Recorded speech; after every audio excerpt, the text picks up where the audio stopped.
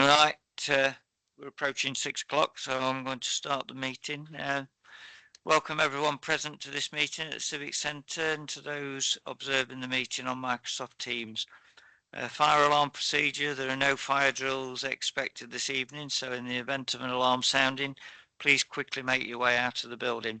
There are 3 exits from this room which members can use to vacate the premises. Please switch mobile phones onto silent or switch off and take any calls outside of the meeting room. Do not leave any possessions unaccompanied and/or report any unaccompanied possessions. Remember to take any possessions with you when the meeting has concluded or as you leave the meeting. This meeting may be subject to filming or audio recording by others in accordance with the Council's filming protocol. Anyone who remains in the meeting following this announcement will have deemed to have consented to allow their image to be recorded and broadcast. Item 1, apologies for absence. Are there any apologies for absence, please? Apologies have been received from Councillor Moxon. Councillor Langrick will be substituting for Councillor Moxon. Thank you. Item 2, declarations of interest. Councillor Swinscoe.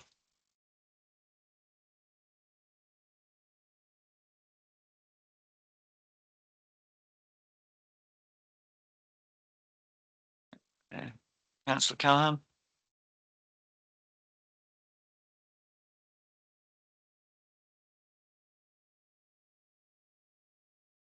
Yep.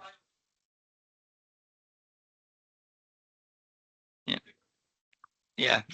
I think all councillors know Councillor Callaghan.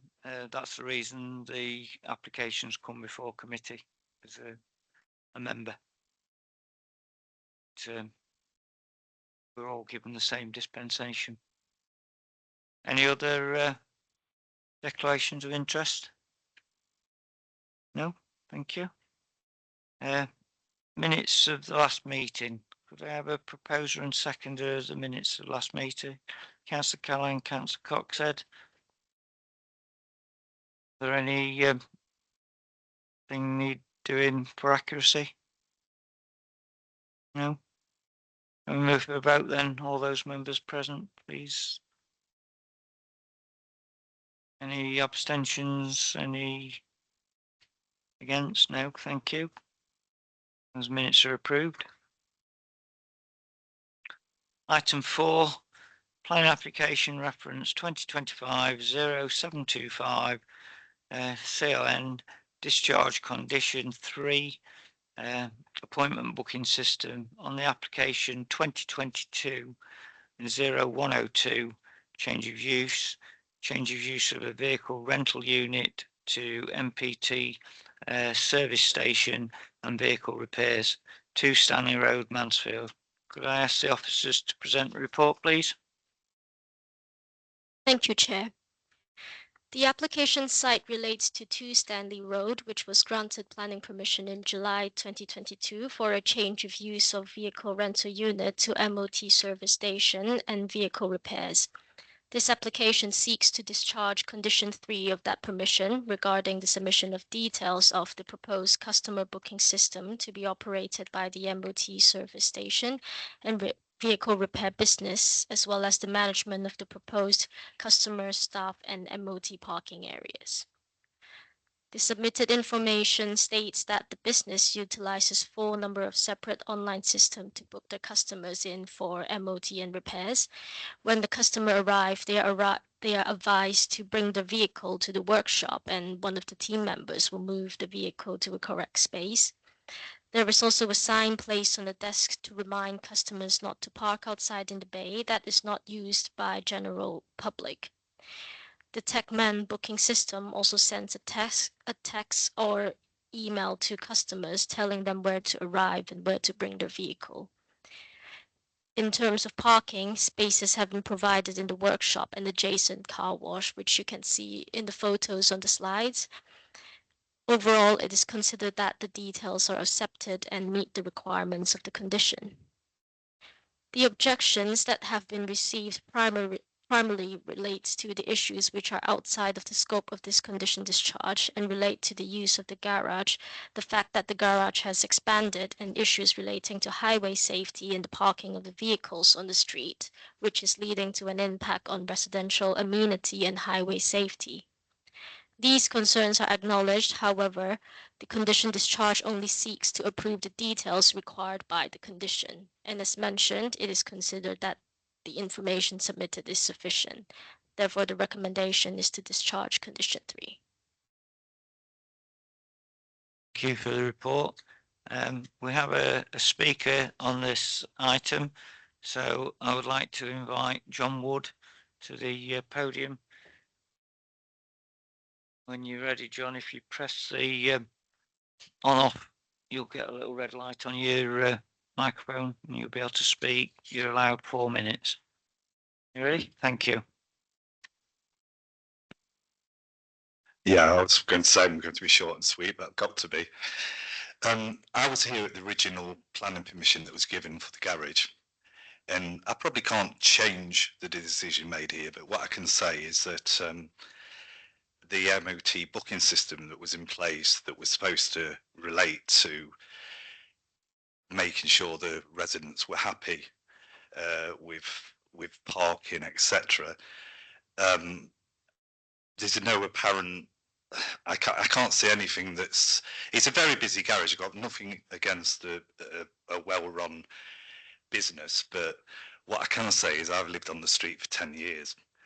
I have a petition from 40 residents of that street who basically have made complaints about parking, using lots of spaces for maybe 1 month. I've got photographic evidence of that. The same cars there all the time. The residents pay £41 for a permit. They can't use a permit. The answer we get back from planning is, you can park on another street. What I would say to you is there's cars on Waverley Road. There's cars on Alexander Avenue that belong to the garage. I understand how garages work. I have a friend who's worked in the garage industry for 20 years. And, you know, if someone brings in the car for the repair with the best will in the world, or if they bring it in for an MOT and needs repairs, they may not be able to fit it in for a few days, maybe a week. And that means that that car is parked somewhere on our street or another adjoining street. Bin men have not been able to get up the street 4 times because of so many wide vans and various other things. I kind of wonder, it's not such a discharge of this booking system because Mr. Duke says that he's got other booking systems in place, but I wonder how much planning know about those booking systems if they've looked into how they work, because in my view in garages there's no such thing as an in-out system, i.e. most of us, if we take a car for an MOT, we'll take it in the morning, it'll go through its MOT, we'll collect it last thing at night. If it doesn't pass, it'll stay if we've not left a few weeks. It's, in short, I would like you to defer this planning permission. I would like planning officers to visit that garage on a weekly basis, unannounced, and check that, check what the problems actually are, because I know that there's been many complaints into the council in planning, and we don't feel that they've considered the residents. That's what I would say. I've lived there 10 years and parking has never been so bad in the last 2 years, coincidentally, since permission was granted for the garage.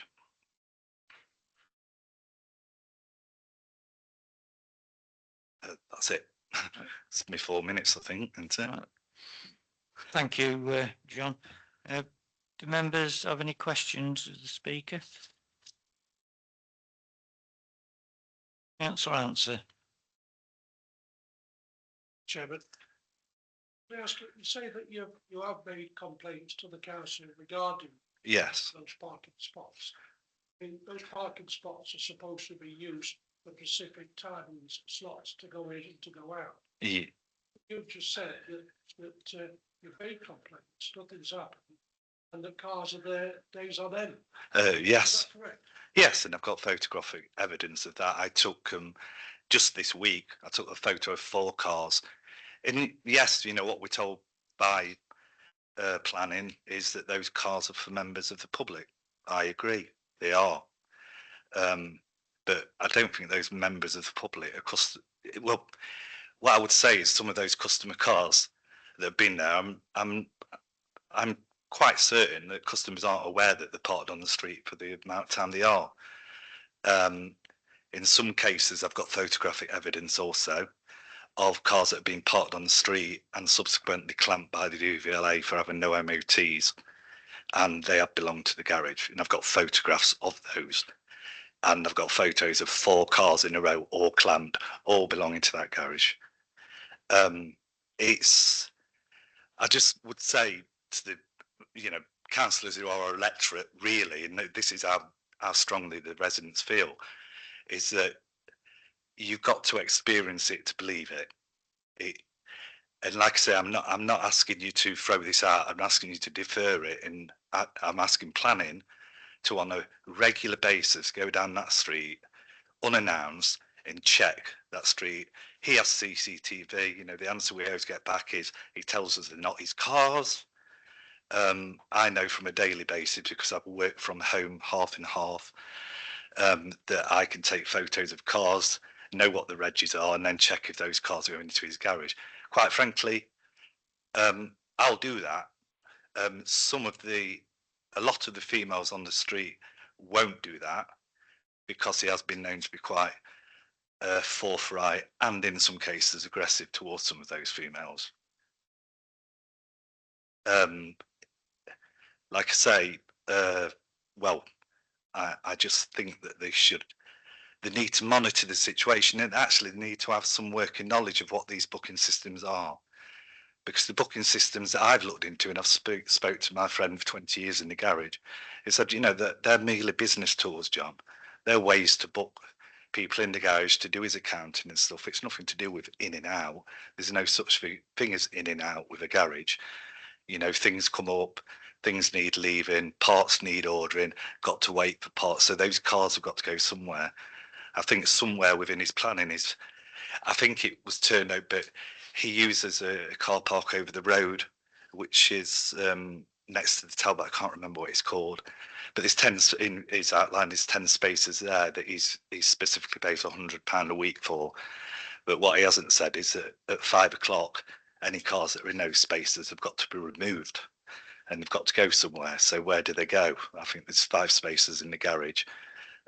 He's got spaces for 10 cars, but on a daily basis, like I say, there's many photos from different residents of where cars are parked on Stanley Road, Waverley Road, Alexandra Avenue, and on the main road, where sometimes if anybody knows where Stanley Road is, it's a busy junction onto Nottingham Road, and you'll look left and there'll be a great big breakdown truck. There'll be a load of vans, and you can't see, because what's not mentioned on this is a lot of his contracts are not just with cars, they're with very large lorries. Amazon, he's mentioned Royal Mail, so I'll give him that. And so, you know, it's quite a tight space to get into. And those big vehicles do cause hold-ups.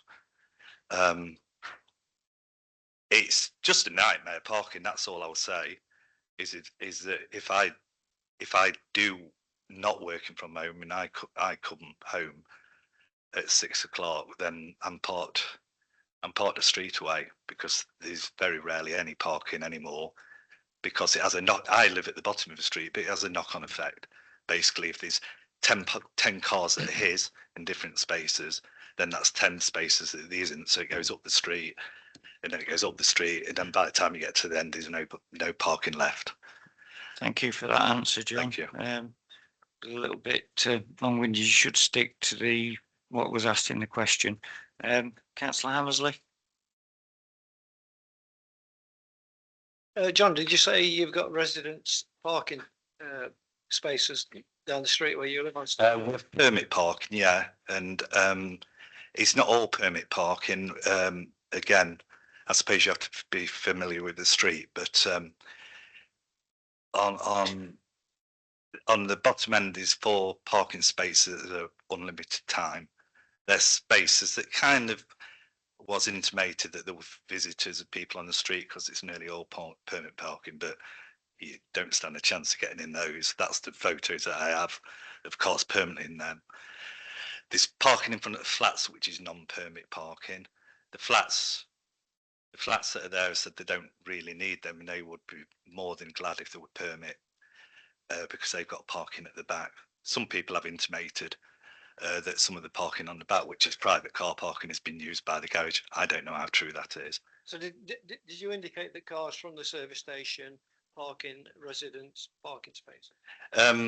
Right. Well, there's a couple of points. I suppose there's a bit that's free parking where really what we've been told under no uncertain terms is if their cars are taxed and MOT'd or whatever, they're allowed there, the members of the public. But what we're effectively saying is the cars waiting for repair that are there for a long time.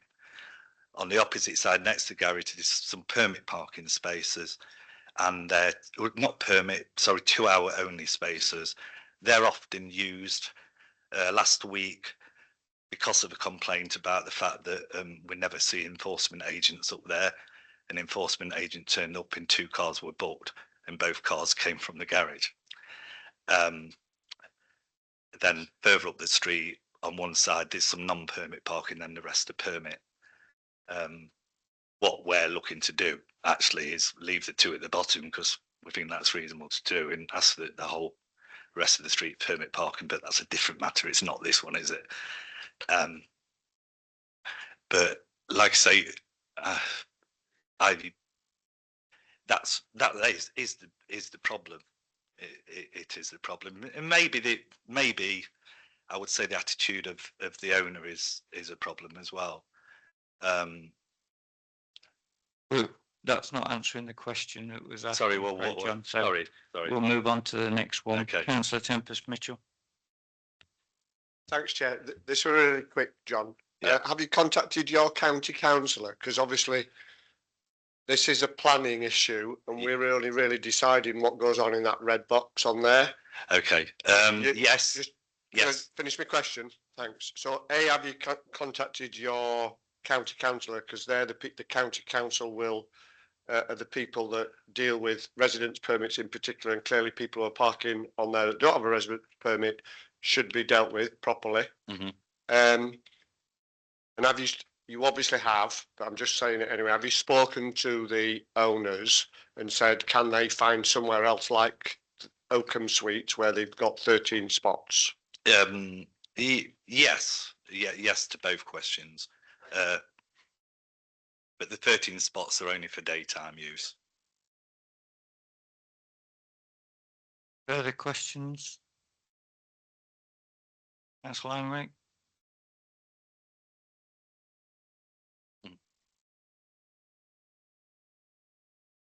We really haven't had time to do that. I think we was 2 weeks prior, and I mean, bear in mind that we all work, so getting these things together is quite difficult. But the petition was raised about 2 weeks ago, so yeah. Any further questions? Councillor Answer. Said you'd taken photographs of problems on the street. Yeah. Forward them up to the county council. I'm again, you know, these have been over a long period of time, so it's not just me, you know, me taking the photographs. The residents have a group. It's not just to do with this. It was a residents group that was started up during COVID. Now the main topic of conversation seems to be the garage. So there's many photos that I've took off there, as well as photos that I've took myself. But yes, I will be submitting them. Yeah. No one else has indicated. Thank you, John. Okay, thank you.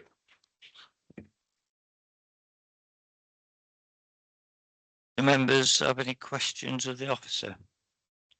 Councillor Jackson.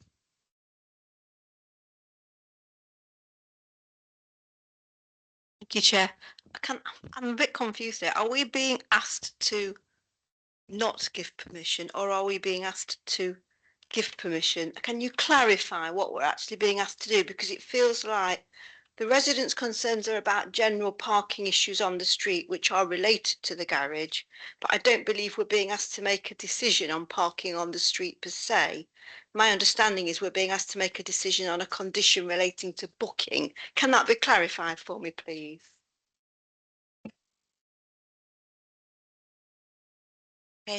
I'll answer it, Councillor Jackson. Yeah, so this is a discharge of planning condition that was imposed on the original planning application. So when this application came before committee previously, it had a layout plan which showed 6 car parking spaces. There was no objection from the Highway Authority, but to allay some fears in terms of how that space was managed, this condition was put on. The condition doesn't mention things like how many appointments can be made per day, and things like that, specific details.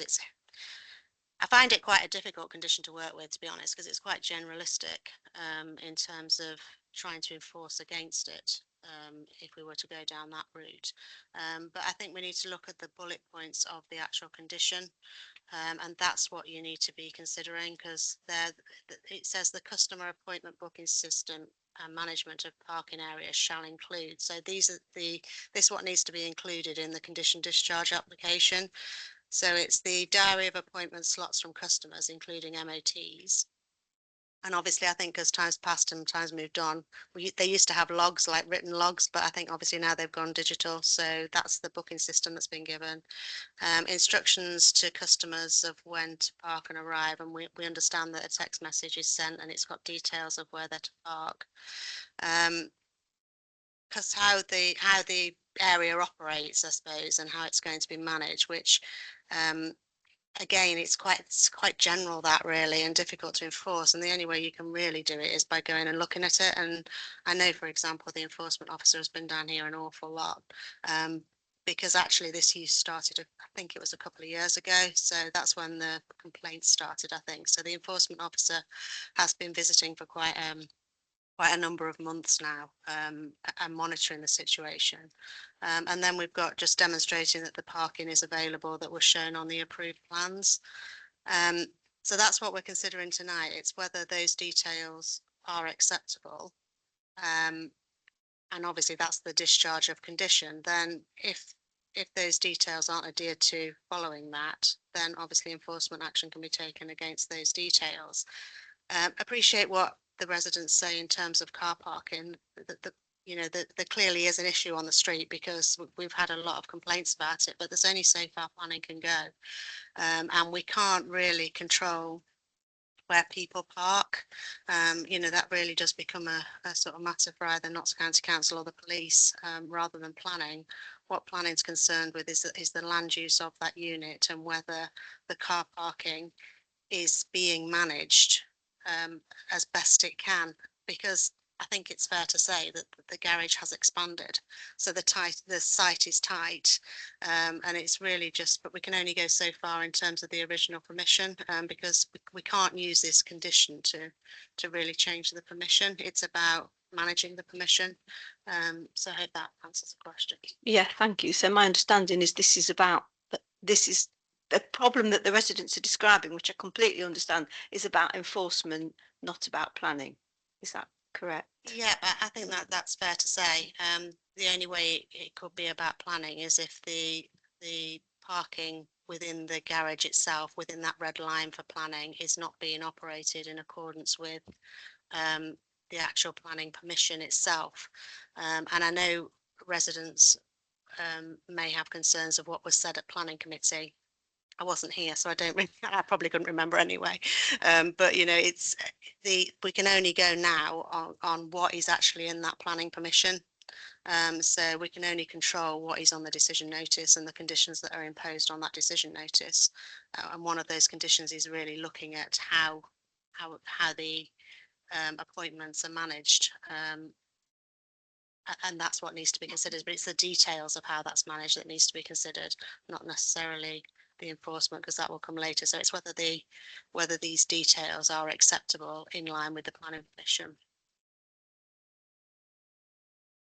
Councillor Stevenson. my question's largely been answered anyway, so. Thank you. Councillor Swinscoe. So why does the applicant want it removing? What difference will it make to them? They don't want it removing, they want it discharging. So when we say discharge of planning condition, it means that the applicant has to put in details of a little bit more detail in terms of, in this case, it's the car parking and the appointment system. And we have to look at that. We don't get many of them come to planning committee, to be honest. I think this is one of the first ones we've had.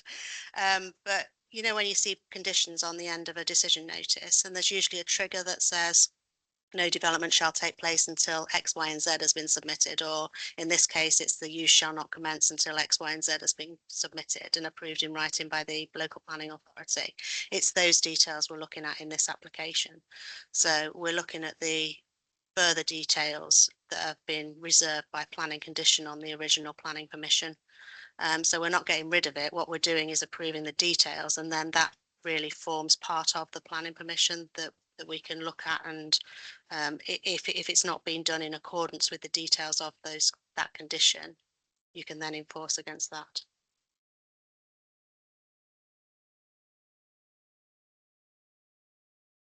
Well, I mean, really, you should be discharging all your planning conditions. Otherwise, I suppose, strictly speaking, the development is unlawful, and there's been a breach of planning.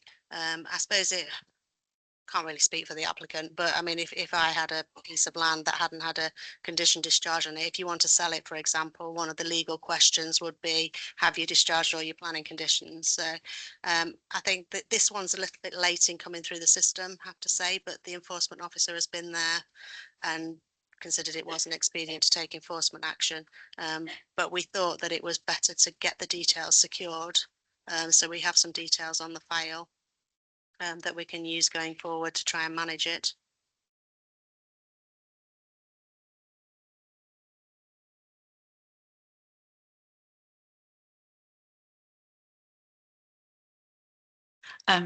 Yeah, can you just clarify again then? I think just to say that when we're discharging this, it doesn't mean that these conditions will fall. It just means that these will apply in perpetuity.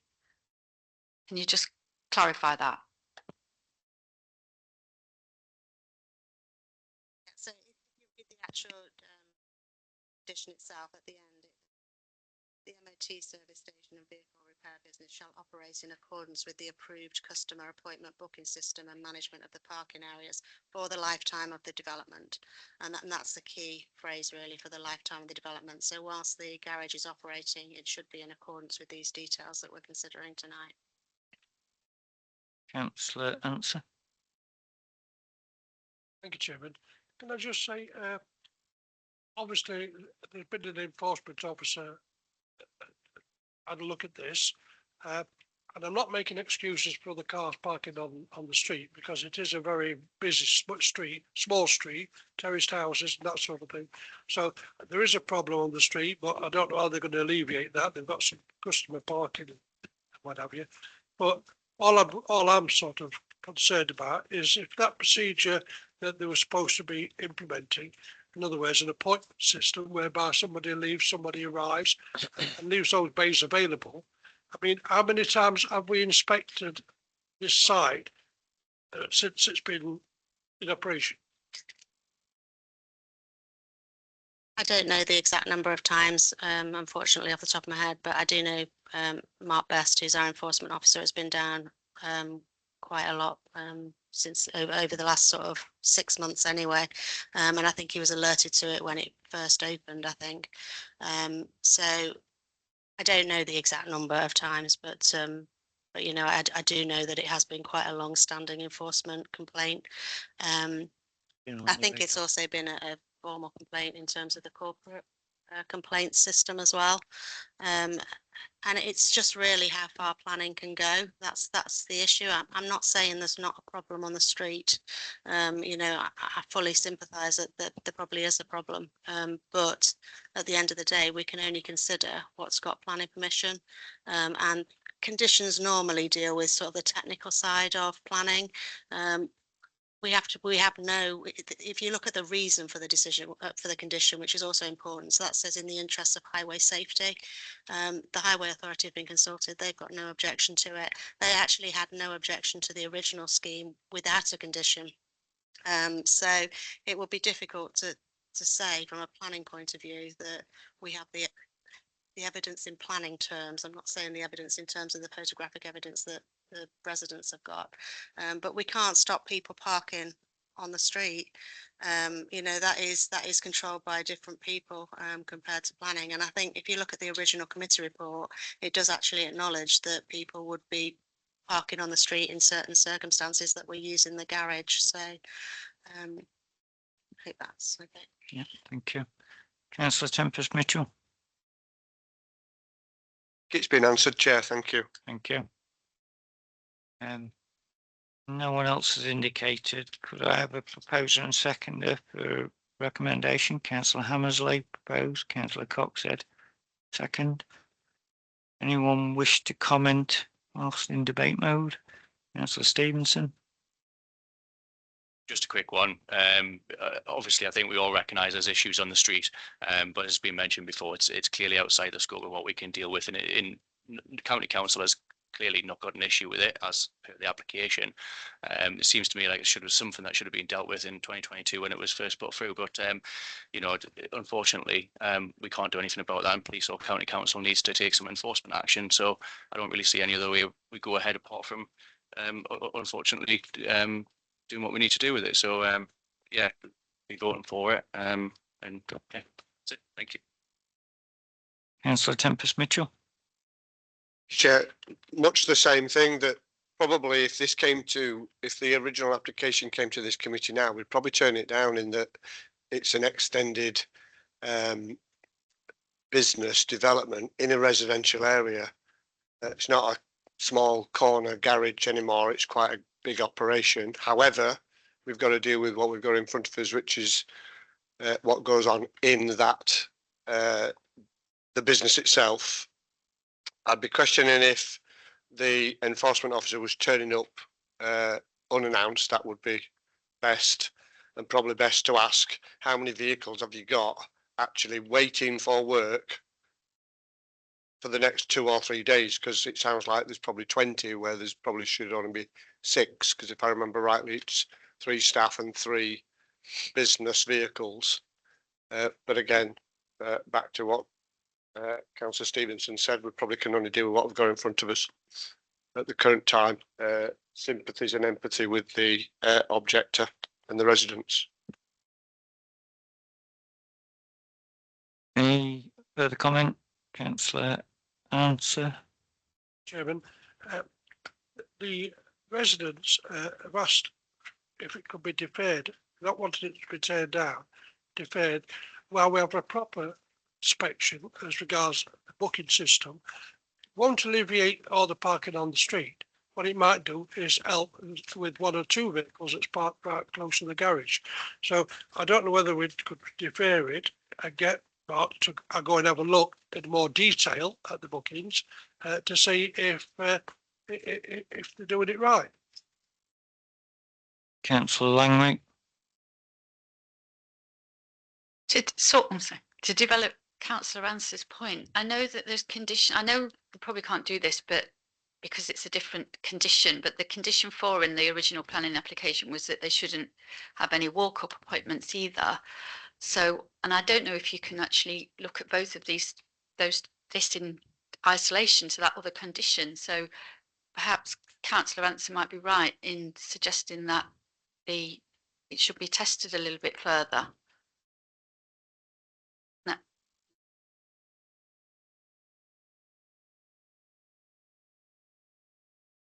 Yeah, I think obviously they're 2 separate planning conditions that require 2 separate enforcements, although they are interlinked in some respect.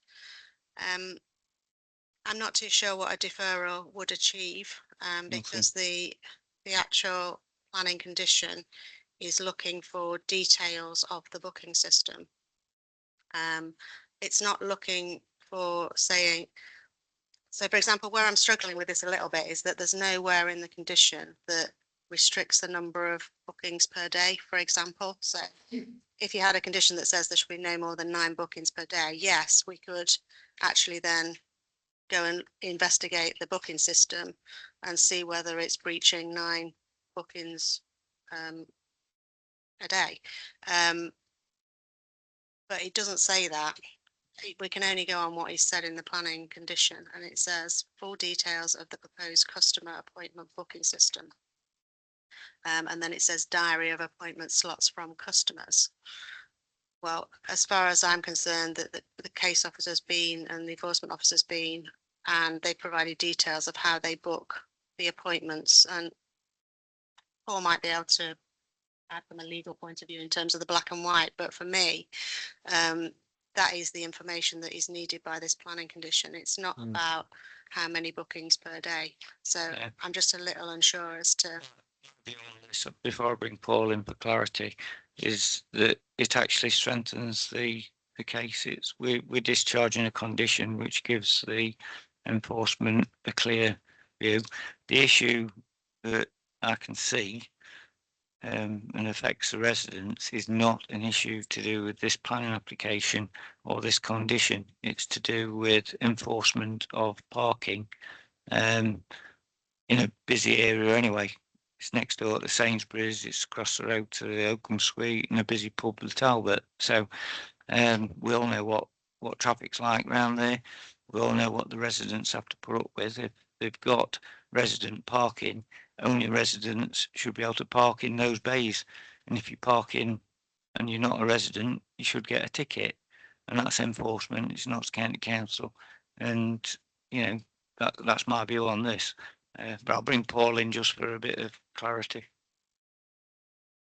Thank you, Chair. I don't really have much more to add. Just by way of example, so the second bullet point, instructions to customers of when to arrive and where to park. The details have been submitted as to how they propose to do that. If it transpires that that's not how they're operating, well, then we can enforce. We can't enforce at present.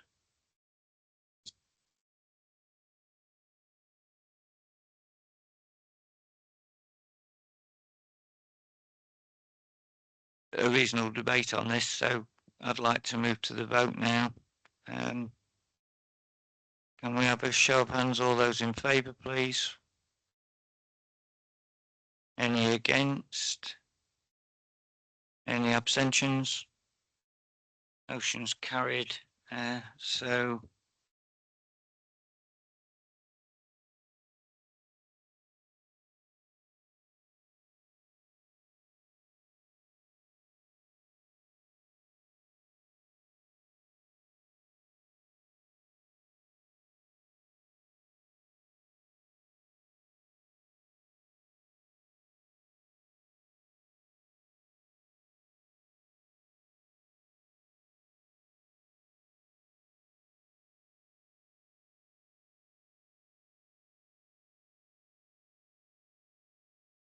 discharge a condition, that should be. I'll move on to agenda item 5.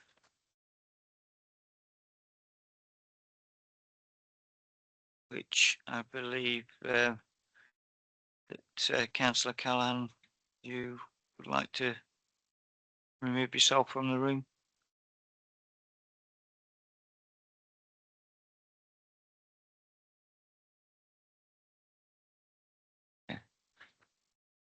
Some people may have seen that there was an application for Sherwood Small School, but that was withdrawn, so it's not on my agenda tonight. That's why I didn't mention it. So item 5 is planning application reference 2025-0720, outline application for 2-number detached bungalows with all matters reserved except access, layout and scale, The Gables, Welling Avenue and Mansfield Woodhouse. Can I invite the officer to make the report, please? Thank you, Chair. Today we're considering an outline application for the erection of 2 detached 3-bedroom bungalows at the Gables on Welling Avenue. As we're aware, I must draw your attention as to why this application is before you. The applicant is an elected member of this council. Consequently, under our constitution, this must be determined by committee rather than through the delegated powers process. While this is an outline application, the applicant is seeking approval at this stage for details of access, layout and scale. Details of appearance and landscape are reserved for future determination should the application be approved. I should note, Chair, that there's been one late item to the agenda.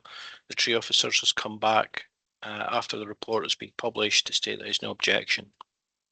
In terms of the site context and surroundings, the application site measures around 0.26 hectares at the end of Welland Avenue cul-de-sac.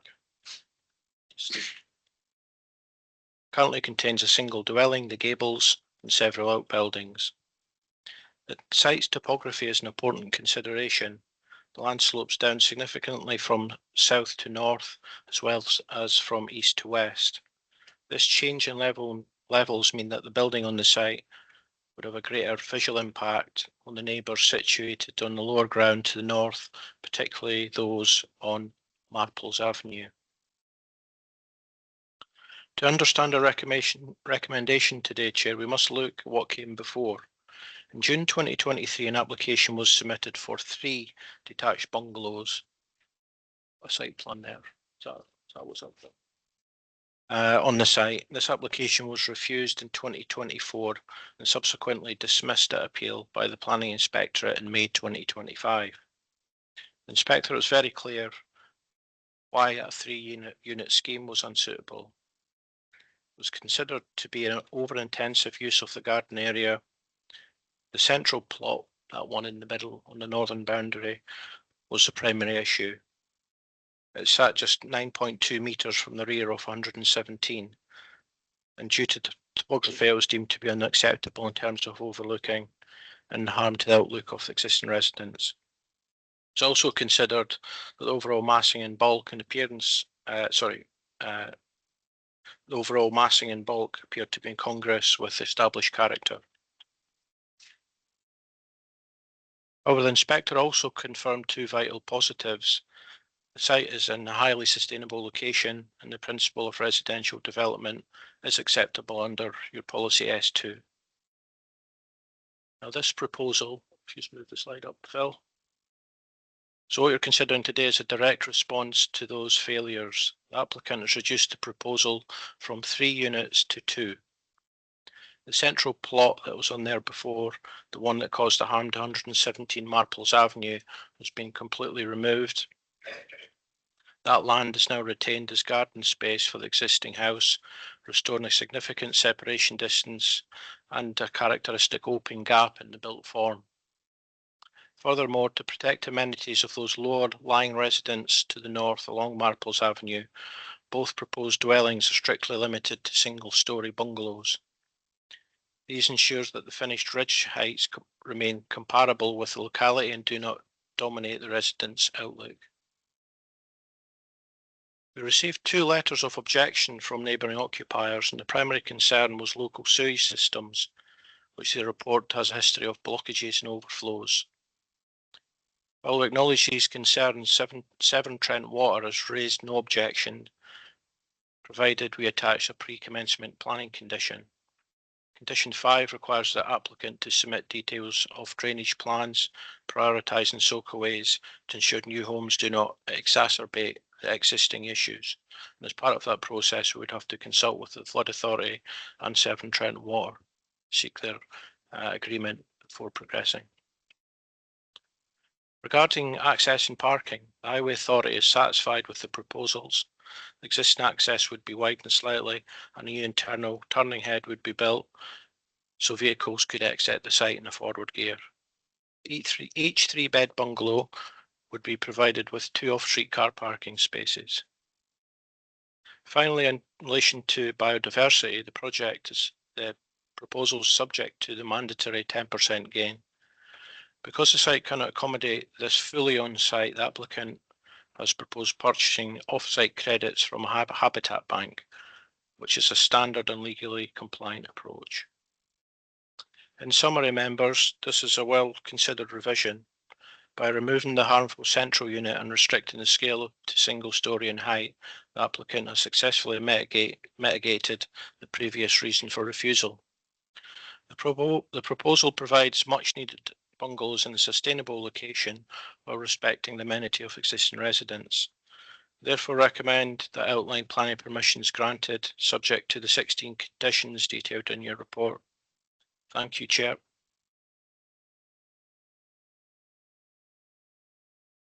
Thank you very much for the report.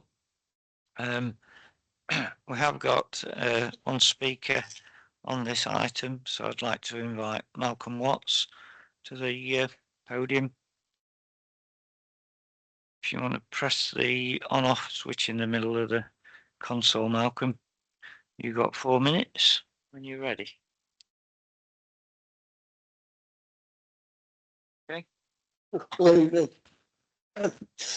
My objection is before any plans are made on granting the buildings, the sewerage line to pass through my properties, and over the years we've been blocked up, and the amount of sewerage spilt over my land, etc., because of the system the sewerage line was put in.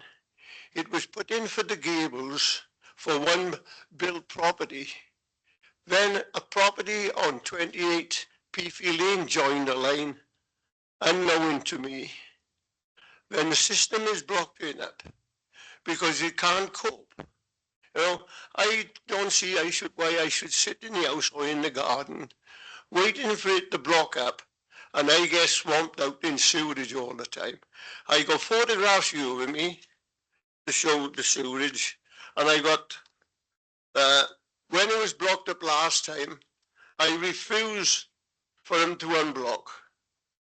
And eventually I got forced with the environment people to unblock the line.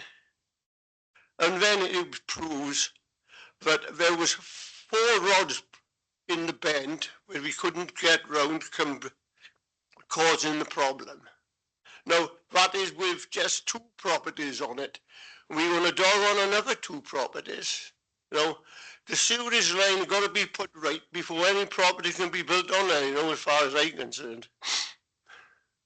If anybody wants to see the report of the findings of the environment people, it's here in front of me. And the comments of Sally Dykes was she would have never passed it for the 1 property, allowing 2.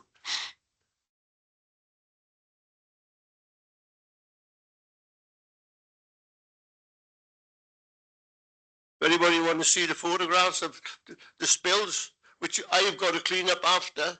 It isn't very pleasant, you know.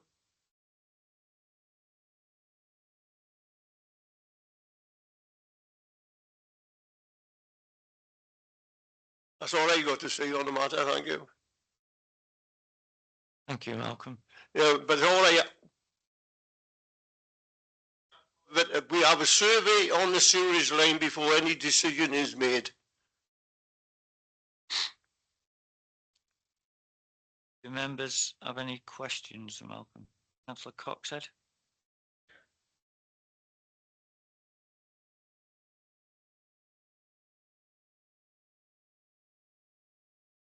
Yeah.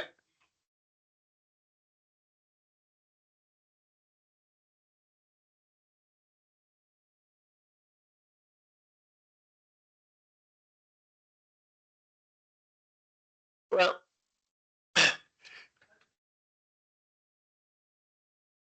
39 or 38 years. Yes. You know, I don't want to be sat in the garden like last year. All of a sudden, boom, boom, the manhole covers getting lifted up and I'm getting swamped out with sewerage.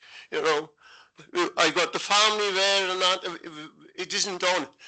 You need a proper survey on the sewerage line. And if it's passed, you'll have to sort the sewerage line out first.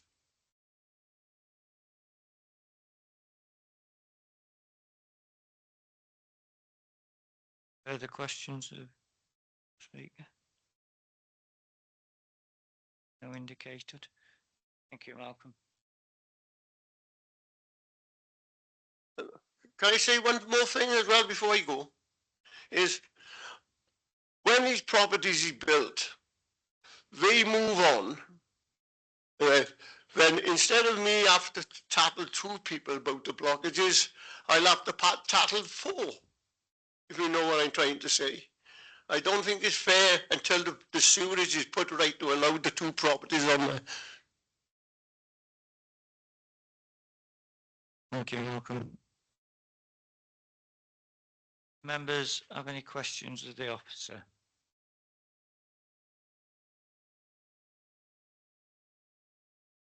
See anyone indicating?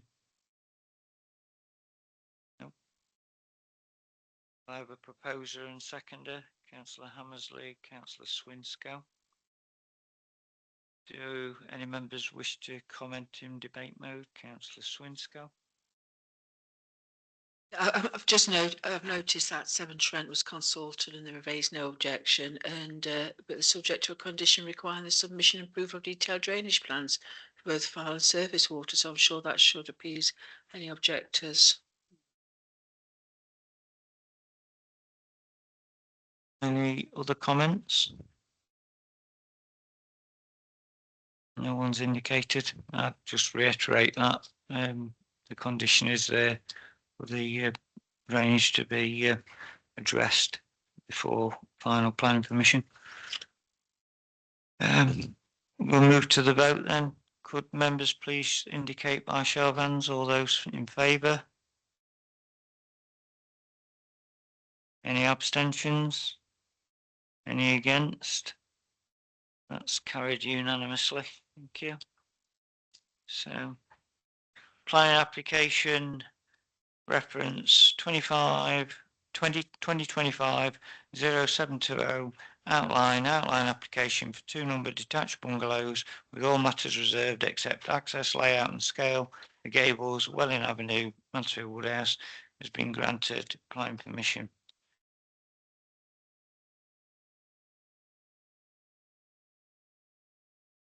No, we're not. I can't allow you to speak, Malcolm, now. But no, there is a condition on this. It has to be 2 more. Well, it's outline plan permission, yes. With drainage and sewage to be dealt with at full planning.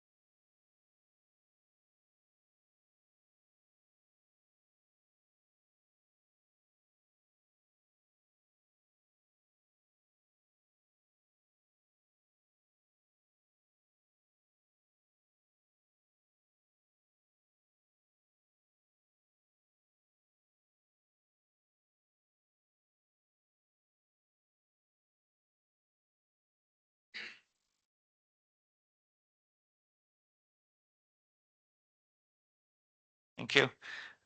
Moving on to item 6 of the agenda, planning application reference 2025-0622, change of use at ground floor level from retail class EA to cafe, bars and stage, gaming areas, food hall, cookery, college, class sui generis, including replacement shop front, new entrance arrangements, external cupboard seating, removal of existing canopy, and the associated internal alterations at 32, 34, 36A and 36B Westgate, which is a former BHS store.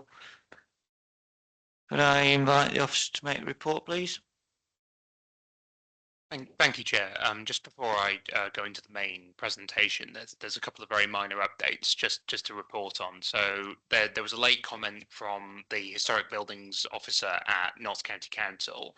He made representations earlier in the process. It was more or less just confirming that there's been some shopfront revisions during the application process. He just confirmed that he had no objection to the report.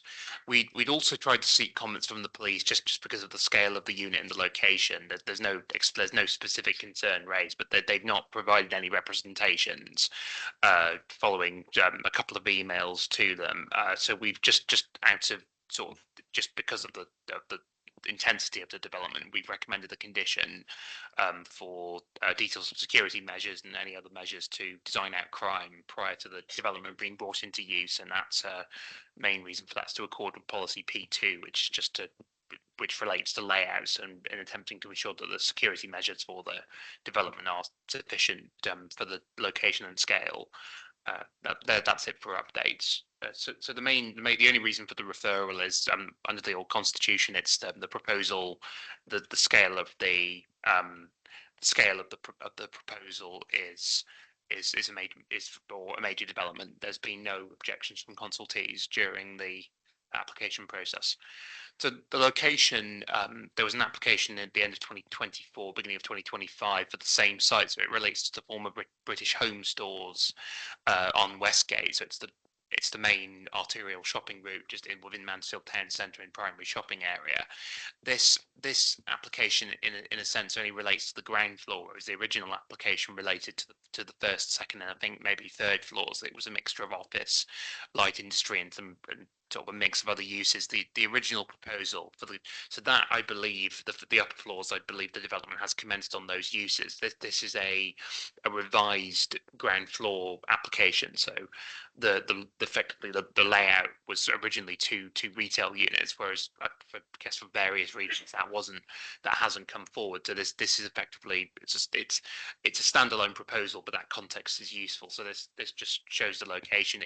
The sites are double fronted in the sense that the buildings, the frontage is onto Westgate, but it's long enough that it stretches back to Clumber Street to the rear, where you would get parking provision for this development, but also for the upper two floors. So there's Eclipse Yard, as you can see, sort of on the woods on the side, sort of the far right of the red line, and then the bin storage to the rear, which also has additional parking spaces.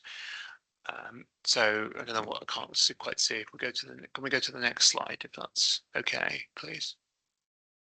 So this just there's not too much notable here. It's just showing a brief overview of each of the elevations.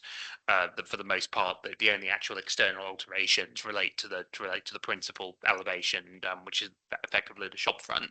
All other changes are pretty much internal. Just next slide, please.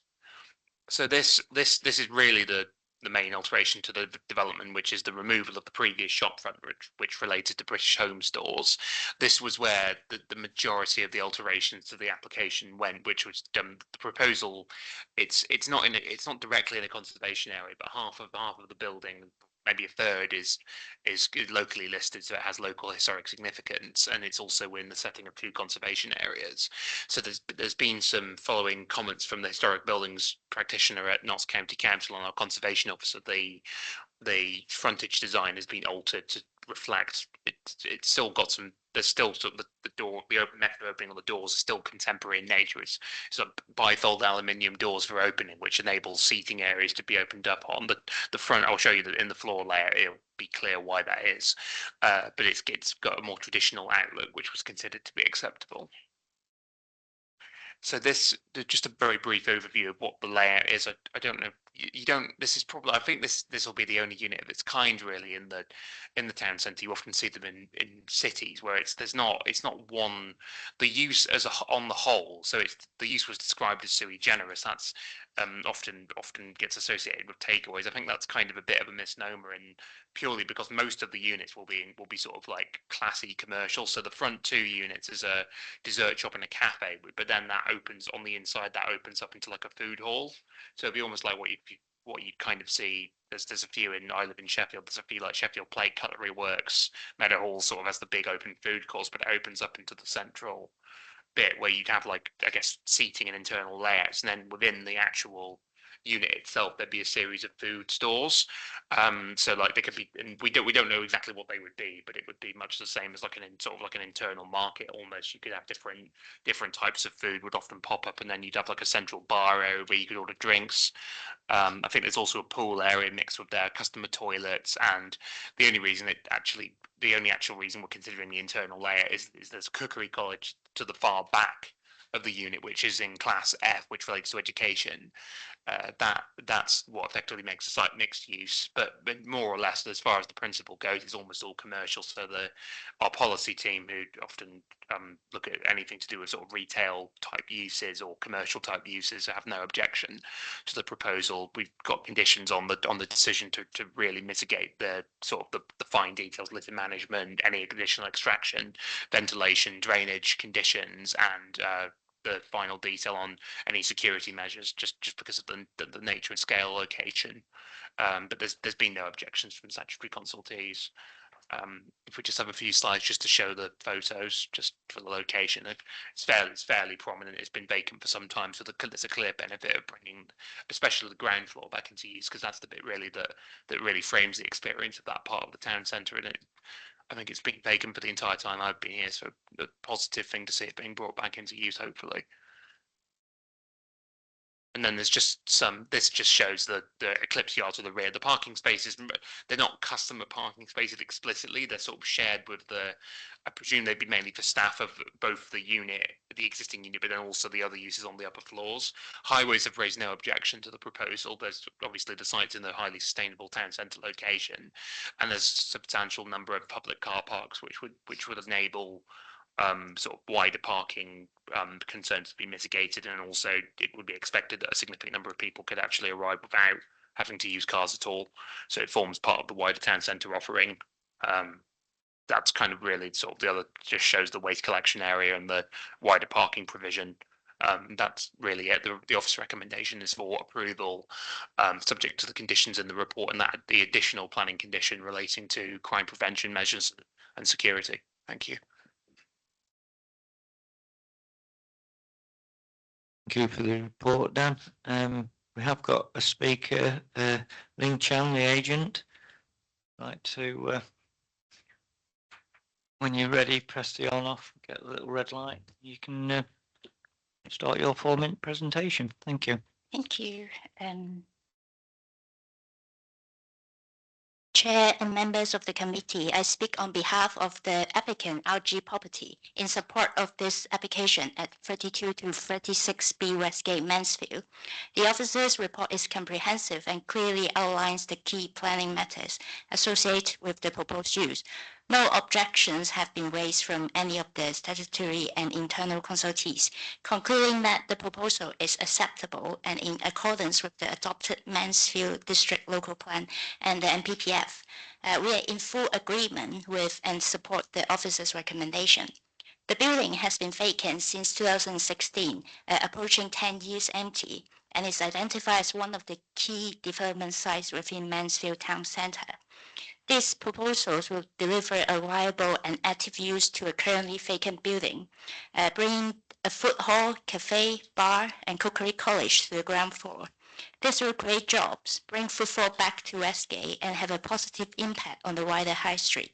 The council's regeneration team has confirmed its support, recognizing the benefit the scheme will bring to both the daytime and evening economy. On design and heritage, the site sits within the Westgate Conservation Area, and we fully recognize the sensitivity of this location. We engaged positively with the case officer and the conservation officer on the shopfront design, and we are pleased to have arrived at a design that the conservation officer is happy with. The amended shopfront incorporates a zone effect cladding to match the existing building with retractable bifold gaze doors. So when closed, the shopfront sits in keeping in line with the traditional shopfronts along Westgate, and when open, the retractable doors provide a covered sitting area for the venue with the flexibility to adapt to the changeable British weather. So the bifold doors remain closed outside of operating hours, deterring antisocial behavior. And importantly, the proposal also removes the large PHS advertisement box canopy, which has long protruded into the street scene. The Westgate Conservation Area Character Appraisal and Management Plan specifically identifies the removal of this box canopy as an enhancement opportunities, and we are pleased that the proposed elevation are able to deliver this. The upper floors are being brought back into use under a separate planning permission for offices, light industrial and self-storage uses, with works already commenced on site. Those floors benefit from independent external access via a dedicated staircase and not reliant on the ground floor in any way. And on highways, the site is centrally located and well served by all modes of transport, with no objection received from the Highway Authority. All other matters, including flood risk and residential amenity, have been adequately addressed within the officer's report. We accept all of the conditions recommended by officers. A separate advertisement consent application will be submitted in due course for any signage to the frontage. The scheme secures the viable reuse of a long vacant building in a prime town centre location, delivering a clear economic benefits and a positive contribution to the conservation area. We are in full agreement with and support to the officer's report, and we respectfully request that the members support the officer's recommendation and approve the application. Thank you for the time. Do members have any questions of the agent? No, thank you. Councillor Coxhead.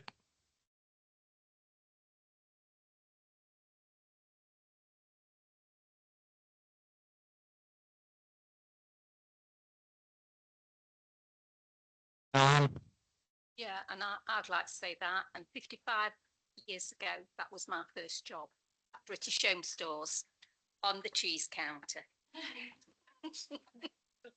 Thank you. So I'm Thank pleased you, to Lynn. see that. Okay. Do members have any questions of the officer? No. Could I have a proposer? Councillor Coxhead, Councillor Callaghan. Now we're in the debate mode. Would any councillors wish to make any comment? Councillor Stevenson. A quick one, just to echo what they've said. It's great to see it coming back into use. I've lived in Mansfield for over 10 years now, and I can't really remember that building ever been having anything there. So it's really good. It's right up my street. I can't wait to visit. I hope the applicant will extend an invitation prior to completion. Perhaps we can go and sample the bar before it opens, but I'll leave that up to them. Thank you. Any further comments? I think we all welcome the reuse of this building. It's long overdue, and it'll be a great addition to the town centre that's been ailing for some time. So it's really welcome to see it coming back into use. Do you want to make a comment, Councillor Tempest Mitchell? Just going to echo what you just said, Chair, that it's a lovely building. It deserves to be used. People complain that shops are closing and nothing else is coming. Mansfield District Council clearly doing a fantastic job to make sure these shops are coming back into use. Yeah, thank you. I echo that. Can we move to the vote with a show of hands then, please? All those in favour, please show. Any against? Any abstentions? That is a unanimous decision. So, agenda item 6, the planning application reference 2025-0622, change of use. Change of use at ground floor level from retail class EA to cafe, bars and stage, gaming areas, food hall, cookery college, class sui generis, including replacement shop front, new entrance arrangements, external covered seating, removal of existing canopy and associated internal alterations 32, 34, 36A and 36B Westgate Mansfield is granted planning permission with conditions, with the additional condition as discussed of designing out crime added. So thank you for that. I'll move on to agenda item 7, which is appeal decisions. And I believe there are none in this period. Do you note that by show of hands, please? All in favour? And then the final agenda item, which is agenda item 8, the appendices for human rights and youth classes. Can I have another show of hands to say that you've all read and approved those? That's unanimous. So that concludes business for tonight. I'd like to thank you for your attendance. I'd like to also apologise for the last committee meeting where due to pressures of moving, etc., my diary went AWOL and I was sat in a restaurant in Loudon when John phoned me and said, "Are you coming to the meeting, lad?" So thank you very much for stepping in, John. I know Charles was already off that meeting. So thank you for coping without me for the night and getting business done. It won't happen again. Have a safe journey home.